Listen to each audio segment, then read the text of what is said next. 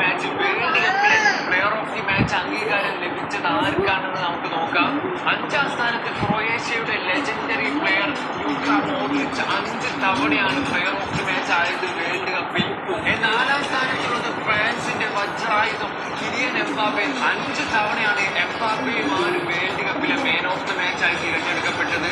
3ാം സ്ഥാനത്ത് നമ്മൾ ആരും അധികം എക്സ്പെക്ട് ചെയ്യാത്ത ഒരു പ്ലെയർ ആണ് ആര്യൻ റോബൻ. 6 തവണയാണ് ആര്യൻ റോബൻ വേൾഡ് കപ്പിന്റെ മാച്ചസിൽ പ്ലെയർ ഓഫ് ദി മാച്ച് ആയി തിരഞ്ഞെടുക്കപ്പെട്ടത്.